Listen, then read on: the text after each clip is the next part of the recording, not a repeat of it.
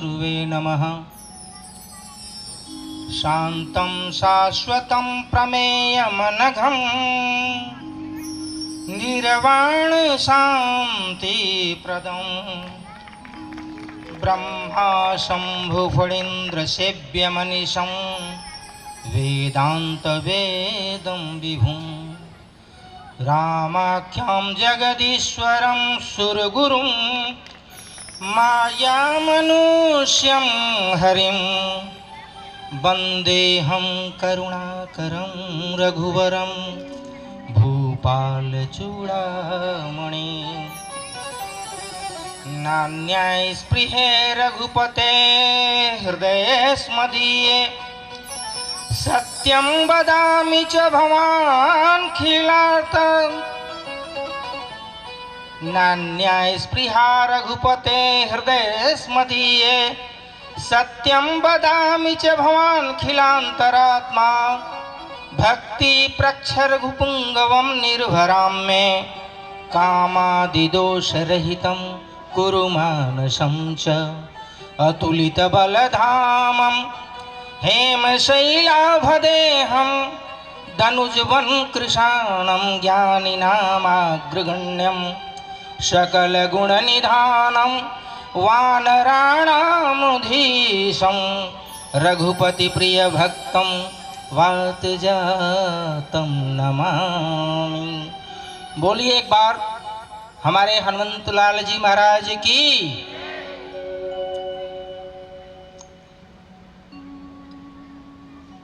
जहाँ मैया होती है वहाँ शिव की उपासना नितांत आवश्यक हो जाती है।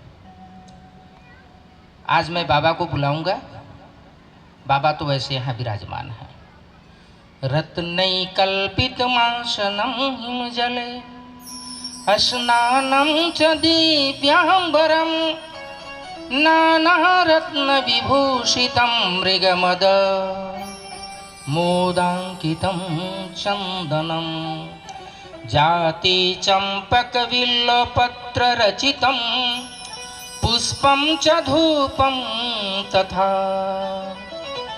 जातिचम्पकविल्लपत्ररचितं पुष्पं च दीपं तथा देवं देवविधानहं।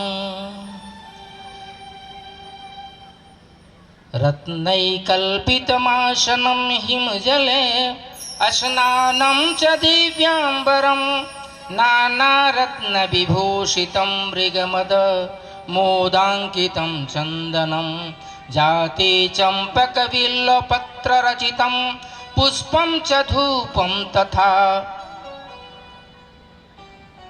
ईश्वर को जब भी हम याद करते हैं तो कहीं कहीं बीच में जब तक उसकी सत्ता नहीं होती है तब तक क्रम में कुछ चीजें आ जाती हैं।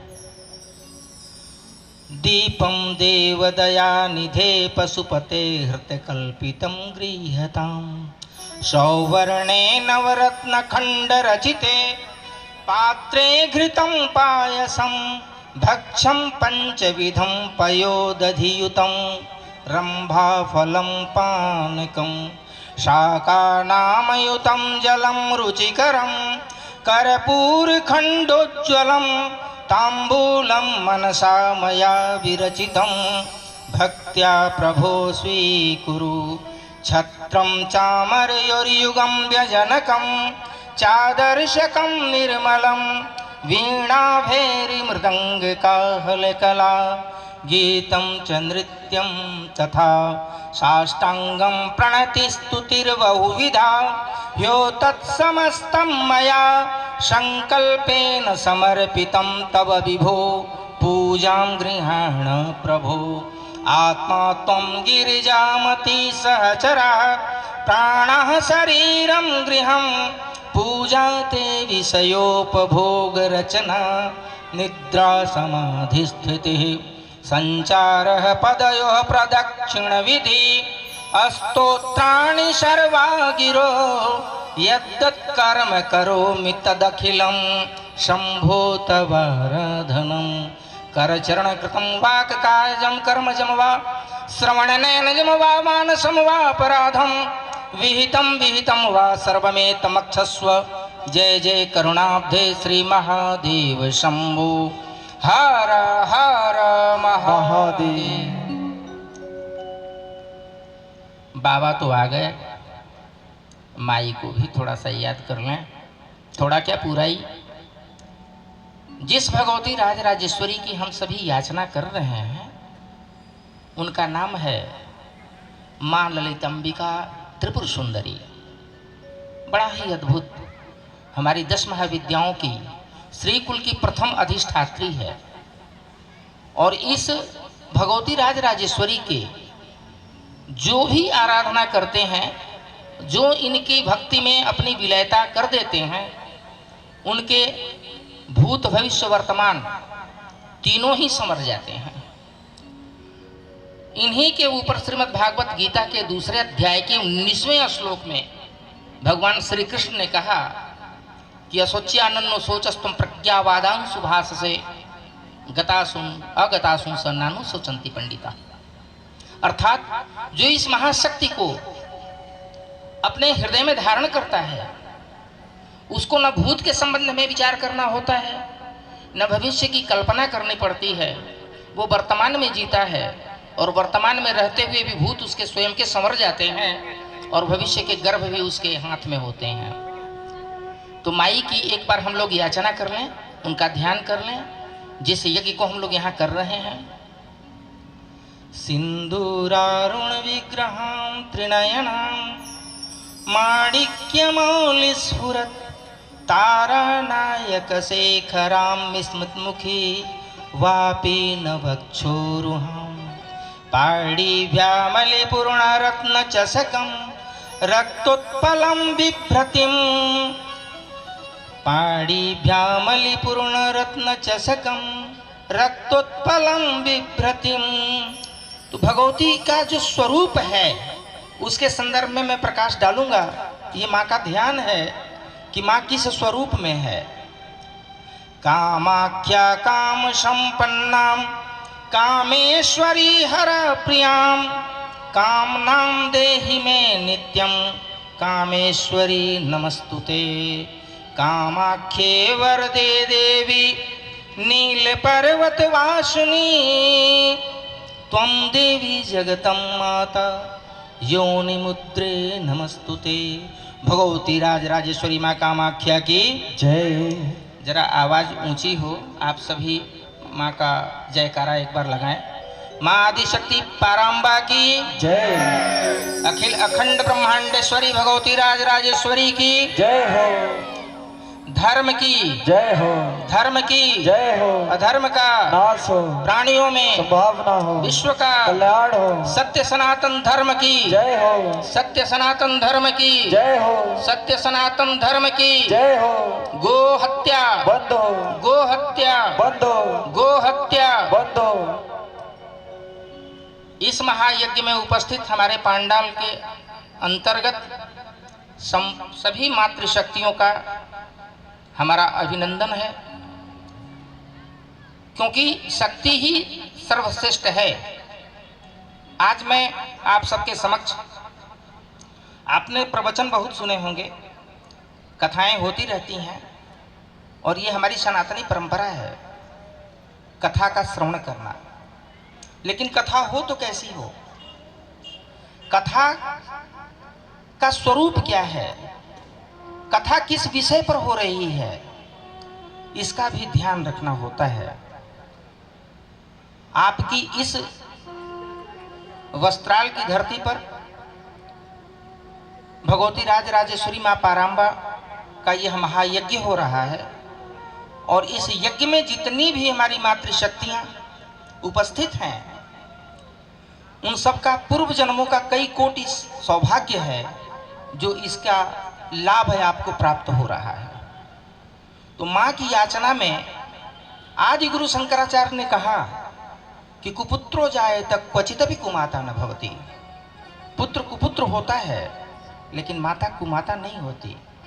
माँ का जो हृदय होता है उसके अंदर वात्सल्यता, ममत्व और विह्वलता, ये तीन शब्द हैं जो सबको पालती है।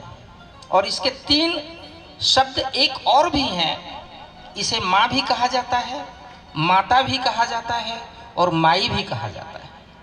आप देखे होंगे बहुत सारे मंदिरों में जब आप दर्शन करने जाते हैं तो वैष्णव जब आप जाते हैं तो वहाँ माँ का संबोधन माँ के स्वरूप में होता है, माँ वैष्णव देवी। और काली का जब हम आराधना करते हैं तो काली को माई के रूप में देखा जाता है, उस स्वरूप में उनकी आराधना करते हैं। और जब भगवती माँ कामाख्या को जाते हैं तो चूंकि षोडशी हैं, 16 वर्षीय अवस्था है उनकी, तो उनको भी माँ ही कहा जाता है। आज हम जो विषय आपके समक्ष रखेंगे ये शायद आप लोग कभी नहीं सुने होंगे। हम यज्ञ करते क्या, क्यों करते हैं, यज्ञ की परंपरा क्या है और यज्ञ होता क्या है, यज्ञ का जो हम यज्ञ करते हैं उसका प्रभाव हमें क्या प्राप्त होता है, और ये यज्ञ कब से प्रारंभ हुआ, उस संबंध में थोड़ा सा प्रकाश डालेंगे आपको कि यज्ञ क्या है और शक्ति की उपासना क्या है। हम हर देवताओं की आराधना करते हैं, लेकिन उन देवताओं को बुलाने के लिए तो बड़े साधारण तरीके से हम उनकी याचना कर लेते हैं, लेकिन शक्ति को अपने समक्ष उपस्थित करने के लिए देवता भी उनकी आराधना करते हैं। जब आदि अनंत काल में देवासुर संग्राम प्रारंभ हुआ था, उस समय माँ की याचना किया देवताओं ने, और वह भगवती योग माया किस प्रकार से उनकी रक्षा की, इस विषय का मूल बिंदु क्या है, तो यज्ञ है। क्योंकि हमारा यज्ञ एक वैदिक अनुष्ठान है और अनुष्ठान के माध्यम से हम अपने पूर्व जन्म के और वर्तमान समय के जितने भी कष्ट होते हैं उसका शमन कराते हैं। वेदों में कहा गया है कि यज्ञाहुति 2 प्रकार की होती है। एक आहुति होती है जो हम आप सामग्री के माध्यम से करते हैं, एक आहुति होती है जो हमारे इस पंच महाभूत तत्व के, ये जो 5 तत्व हैं, क्षितिजल पावक गगन समीरा पंच रचित अधम शरीरा। मानस में गोस्वामी ने कहा कि यह 5 जो तत्व है, क्षिति, जल, पावक, गगन, अग्नि और वायु, समीर वायु को कहते हैं, इन 5 तत्वों से मिलकर यह हमारा शरीर बना है।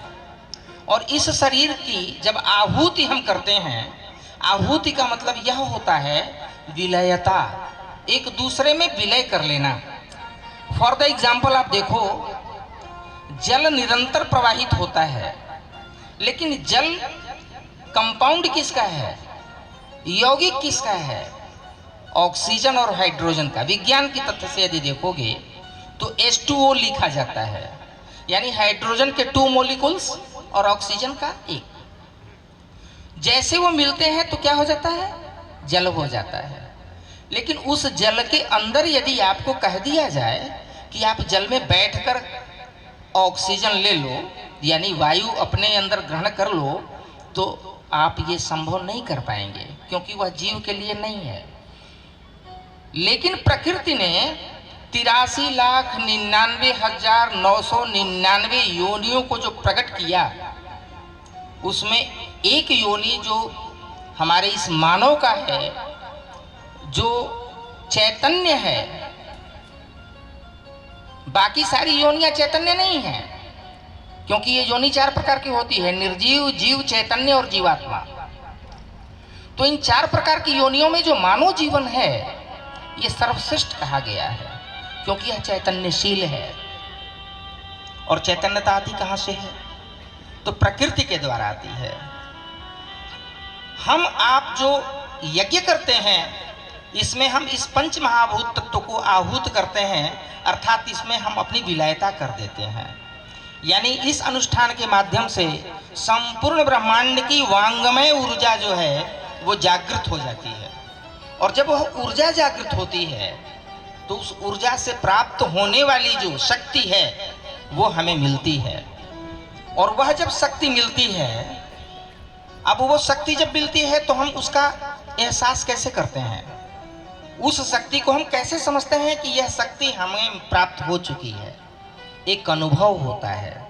जैसे आप कभी सोते हो तो रात्रि में भिन्न भिन्न प्रकार के स्वप्न भी देखते हो ना? स्वप्न कितने लोग देखते हैं? यहाँ जरा हाथ उठा के दिखाओ तो। और कैसे कैसे स्वप्न देखते हो? कोई स्वप्न देखता है कि हम बड़े मालदार हो गए, कोई स्वप्न देखता है मेरे बिटिया की शादी हो गई, कोई स्वप्न देखता है मेरा बेटा बहुत बड़ा ऑफिसर्स बन गया, कोई स्वप्न यह भी देखता है कि कोई दुर्घटना घट गई। होता है ना ऐसा? तो ये स्वप्न हम देखते क्यों हैं?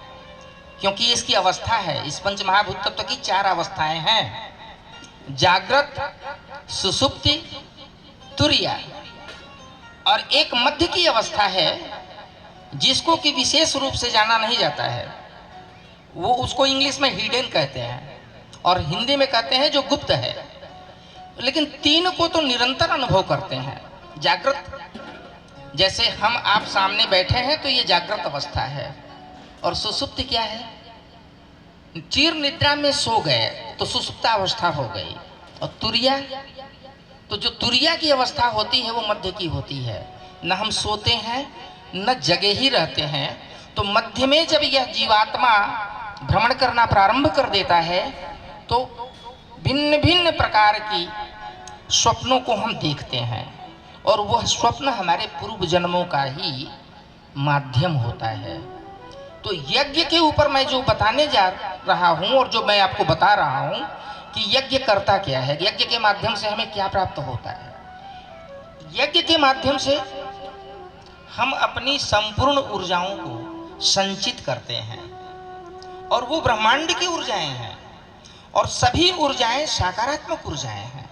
तो यज्ञ के माध्यम से जो हम आहुति करते हैं, जो सामग्री हम डालते हैं हवन कुंड में, तो उसकी जो वायु में विलीनता होती है उस अग्नि की, तो वह संपूर्ण ऊर्जा को सकारात्मकता से ओतप्रोत कर देता है। और जब वह सीधे जाता है उन देवताओं के पास, उन महाशक्तियों के पास, तो हमें उसका लाभ मिलना प्रारंभ हो जाता है। हमने कल एक प्रश्न रख दिया था कि एक प्रदक्षिणा का जो फल होता है 1 सहस्त्र होता है। और आप लोगों से मैं पूछा था सहस्त्र का मतलब क्या होता है, आपने नहीं बताया। सहस्त्र का मतलब होता है 1000, 1000। तो जब हम एक प्रदक्षिणा से सहस्त्र अनुष्ठान का लाभ प्राप्त कर सकते हैं तो हमें 108 प्रदक्षिणा करने में क्या लगा है? अब इसमें क्या है, उसको ये मान के आप चलिए कि हम यज्ञ में आते हैं तो यज्ञ भगवान कुछ दे रहे हैं, उस महाशक्ति की आप प्रदक्षिणा कर रहे हैं। और प्रदक्षिणा हमेशा दक्षिण से वाम की तरफ होती है, यानी दाहिने से बाएं की तरफ। यह प्रदक्षिणा दक्षिण मार्गीय होती है। लेकिन हम लोगों के विधान में जो साधना का विधान है, इसमें एक भेद मैं बताना चाहूँगा आप सबको, जरा ध्यान से सुनना। इसमें 2 मार्ग हैं, एक दक्षिण मार्ग है और एक वाम मार्ग है। दक्षिण मार्ग सात्विक क्रिया होती है जिसकी प्रदक्षिणा दक्षिण से यानी दाहिने से बाएं की तरफ घूमती है, ठीक है। और एक वाम मार्ग की जो प्रक्रिया होती है उसकी प्रदक्षिणा वाम से यानी बाएं से दाहिने की तरफ घूमती है। तो दोनों में भेद हो गया ना। अर्थात शस्त्र और शास्त्र हमारे मनीषियों ने आदि अनंत काल से इस व्यवस्था को बना के रखा। तो यज्ञ के प्रभाव क्या होते हैं? आपके पास जो भी चीजें हैं जीवन में वो निरंतर प्राप्त होती रहेंगी। आपको जीवन में कभी कोई कष्ट नहीं आएगा। आदि दैहिक, आदि दैविक, आदि भौतिक, ये 3 प्रकार के त्रैताप होते हैं। और इन तीनों त्रैतापों का शमन शक्ति उपासना से ही होता है।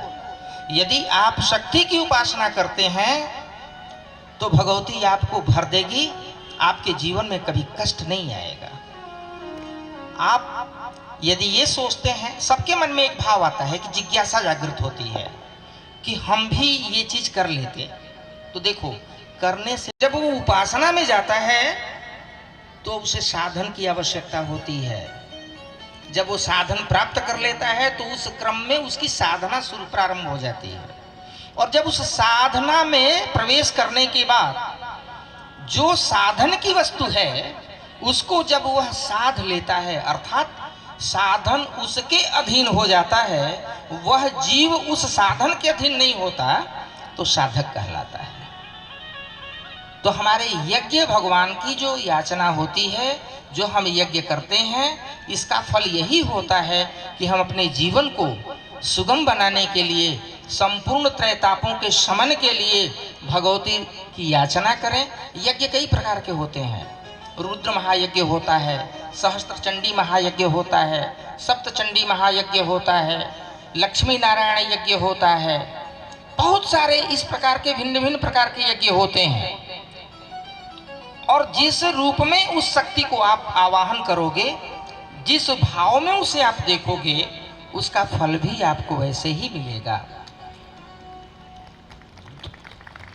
इसलिए इस धरा पर यदि कोई साधक बैठा है, हमारे महाराज जी श्री श्री 1008 डॉक्टर सचिंद्र नाथ जी महाराज, जो श्रीकुल पीठाधीश्वर हैं, श्रीकुल की अपनी गरिमा होती है। श्रीकुल का मतलब समझने की आवश्यकता है।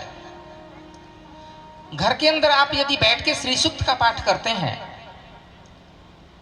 तो ये जान लो कि केवल 15 पाठ करने का अर्थ क्या है, श्री निरंतर आपके पास रहेगी। और श्री यदि नहीं है तब आप क्या हो, श्रीहीन हो। तो जब श्रीहीन हो गए तो आपका अस्तित्व नहीं रहा। तो अपने अस्तित्व को रखने के लिए इस श्री की उपासना आवश्यक है। और यह बहुत बड़ा सौभाग्य है कि आपके यहाँ श्री महाविद्या का भगवती राजराजेश्वरी माँ त्रिपुर सुंदरी का महायज्ञ हो रहा है।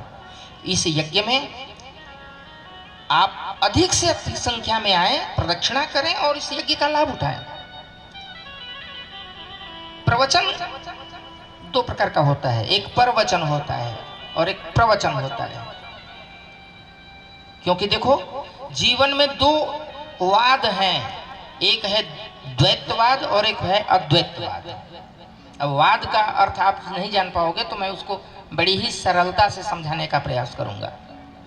आप सभी यहाँ इस पंडाल में बैठे हैं, आपने हमारी प्रतीक्षा की महाराज जी आएंगे तो हम कुछ सुनेंगे।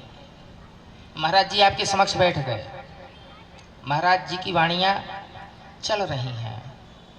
तो जिस वाणी को आप सुन रहे हैं उसका कोई स्वरूप है क्या? महाराज जी का स्वरूप है, लेकिन उस वाणी का कोई स्वरूप नहीं है। स्वरूप नहीं है ना। ध्वनि को आप नहीं देख रहे हो ना, ईश्वर आप कह देते हो। तो ईश्वर की यदि आप संधि करोगे, इह धन स्वर, अर्थात जो दिखाई न दे। इसी पर मानस में गोस्वामी ने कहा, बिनु पग चलई सुनई बिनु काना, कर बिनु कर्म करे विधि नाना। आनन रहित सदा रस भोगी, बिन वाणी बक्ता बड़ जोगी।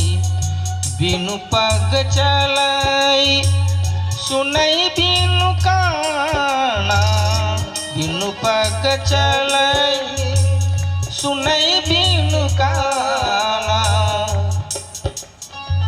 अर्थात जब आप कोई भी चीज होती है तो उसको आप अनुभव करते हो। तो मानस में गोस्वामी ने जो चीज लिखा कि बिनु पग चलई सुनई बिनु काना, कर बिनु कर्म करे विधि नाना। वो करता सब कुछ है लेकिन देखता कोई नहीं है। तो वाद की परिभाषा में प्रथम परिभाषा द्वैतवाद। द्वैत क्या है? हम और आप बैठ गए, आपके समक्ष हम कुछ बोल रहे हैं, आप उसको ग्रहण कर रहे हैं, तो ये द्वैत है। लेकिन जिसके संबंध में हम बोल रहे हैं वह आपको दिखाई नहीं दे रहा है। तो उसको आप क्या बोलेंगे? ये अद्वैत है। जो प्रत्यक्ष है वो द्वैत है और जो अप्रत्यक्ष है वो अद्वैत है।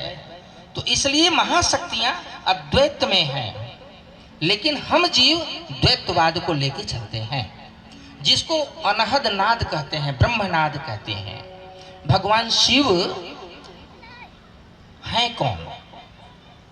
आज तक किसी ने नहीं जाना। भगवान शिव को तो महादेव भी कहते हैं, शंकर भी कहते हैं, लेकिन भगवान शिव हैं कौन? भगवान श्री कृष्ण कौन है? भगवती योग माया ने जब इस ब्रह्मांड का प्रादुर्भाव किया तो उन्होंने दो शक्तियों को प्रादुर्भावित किया। एक शक्ति दक्षिण और दूसरी शक्ति वाम। दक्षिण क्या है? दक्षिण में वही योग माया ने ब्रह्म का स्वरूप धारण किया, जिसको ब्रह्मा, विष्णु और महेश के रूप में प्रतिपादित किया। और वाम में क्या किया? महाकाली, महालक्ष्मी और महासरस्वती। इन तीन महाशक्तियों के स्वरूप में भगवती योग माया ने अपने वाम अंग से उनको प्रतिपादित किया। उसके बाद क्या किया? दोनों का पाणी ग्रहण कराया। संस्कार जब हो जाता है तो वो पूर्ण ब्रह्म होता है। इसीलिए श्रीमद् भागवत गीता 18 अध्याय में लिखी गई है और उसमें श्लोकों की संख्या भी 1800 ही है। लेकिन यदि आप देखेंगे तो दूसरे ही अध्याय में, अब इस 18 अध्याय में 9 अध्याय कर्म योग है और 9 अध्याय सांख्य योग है। तो सबसे पहले कर्म की परिभाषा से परिभाषित किया अर्जुन को भगवान श्री कृष्ण ने। क्या कहा? कर्मणेवाधिकारस्ते मां फलेषु कदाचन। कर्म करो, फल की चिंता मत करो।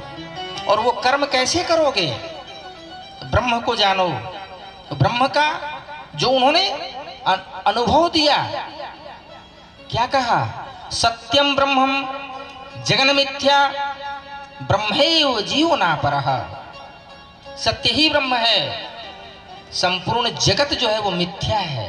अब यहाँ और फिर कहते हैं कि सत्यम ब्रह्मम जगन मिथ्या और ब्रह्मैव जीवनापरः, अर्थात सभी जीवों में उस ब्रह्म का आधिपत्य है। कोई ऐसा नहीं है जिसके उस जीव में ब्रह्म स्थापित न हो। इसीलिए जीव जो है, यह पंच महाभूत तत्व का जो आपका शरीर है, यह जीव है, लेकिन इसके अंदर जो व्याप्त है उसको हम कहते हैं जीवात्मा।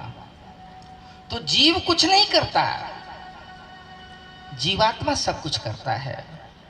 इसी पर मानस में को स्वामी ने कहा कि नर नाच मरकट की नाई, सब ही नचावत राम गोसाई। वो राम कौन है? वही जीवात्मा है जो इस जीव को नचाता रहता है। कहां पर यह नचाता है? कर्मों के फल में।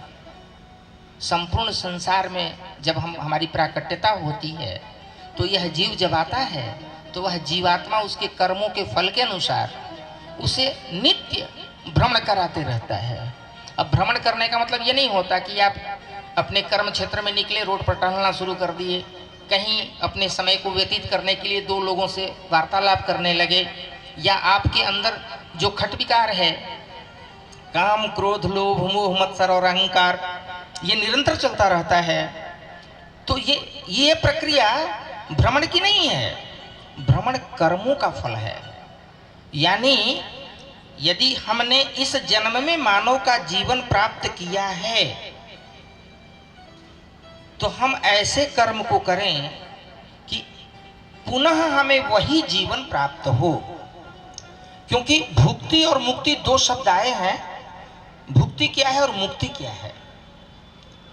मोक्ष क्या है, इसके संबंध में भी जानने की आवश्यकता है। मोक्ष की परिभाषाओं में आपने कई जगह सुना होगा, कई कथावाचक इस बात को कहते भी हैं कि ईश्वर का भजन करने से या बड़े बड़े शक्ति की उपासना करने से हम आवागमन से रहित हो जाते हैं। ऐसा कहीं नहीं है। आवागमन से रहित जीवात्मा नहीं होती है। केवल अपने स्वरूप को बदलती है। देखो, there are many difference between shape and size, बहुत अंतर है रूप और